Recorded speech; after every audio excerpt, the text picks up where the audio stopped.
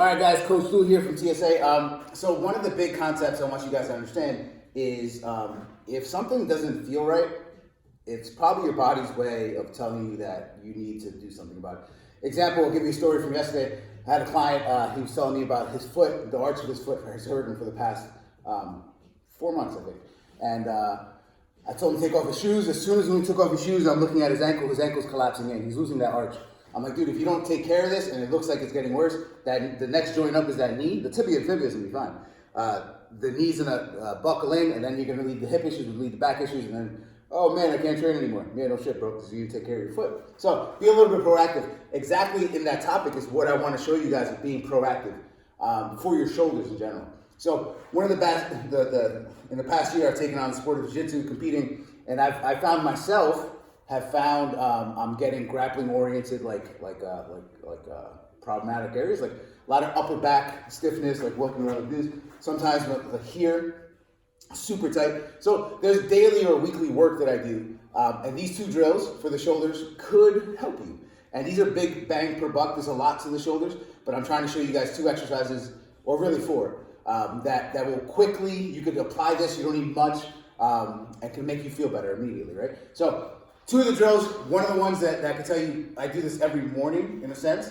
A little circuit here is you want big rotations, right? Just move, and when I move there, I didn't only move like my shoulder, but I moved my upper back right around, and say 10 outside circles, 10 inside circles while moving that back, right? And that's really taking the shoulder blades and moving. Another quick one, kind of looks funny, reminds you of Madonna for some reason, I don't know why.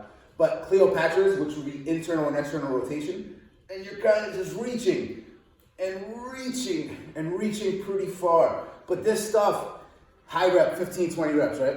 This stuff, a lot of the stuff with the joints and why we don't feel good is because it's bound up. So we have to clear it up, right? Now that's some negotiating under low-level loads. Like you can only use so much there, right? One that I found over time, as long as you guys you don't necessarily need a kettlebell.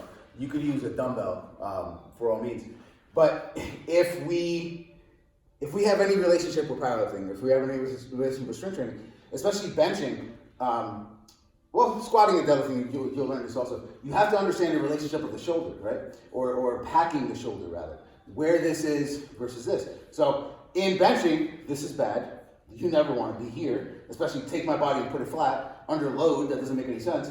And pull this back. This is where you want to be, right? So within that concept of packing, right? I'm able to do this. I fix people on that all the time, especially when they're doing kettlebell work on the floor. With that concept of packing, now we have a shoulder. That packing allows you to bring the shoulder deep into the socket, back, right? So I'm pinning something down. I have weight or load pinning something down. It doesn't make sense for me to be reaching here. Now I want to external rotate as far as I can, and the legs can be wherever, and you want to internal rotate, right? And keep moving that. Keep moving that. If you want to make it more complicated and more fancy, by all means watch this. But you could turn your head away. That'll add a little bit of spiciness to it. I think, 15, 20 reps per side. Now this is really, it doesn't look like much, and it may not even feel like much, right? But if you could imagine and picture, literally picture, this is being pinned back, and now I'm asking it to turn, right? So that's a big one that could help clear some stuff up for people. Because I know I could picture what's going on, but obviously not everybody has studied physiology and anatomy. And then another big one that'll help you, especially if you guys do a lot of pressing motions. And quick tip, you should be pulling 3 times as much as pressing. That'll keep you healthy over the long run, right? That's for a topic for another day. A simple band, right? You could do this standing, which I have a lot of people do. You're gonna wrap that band right around.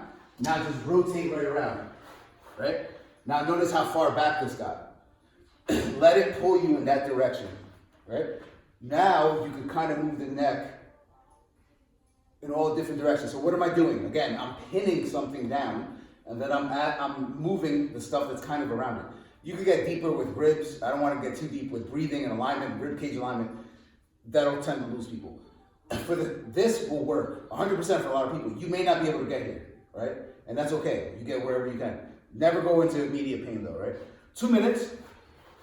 And then another one I like to do, just to change, is I go on a half knee here, right? Same exact focus. I'm changing the dynamic of the hip, which is changing the dynamic of where my ribs are. And I'm still gonna do here.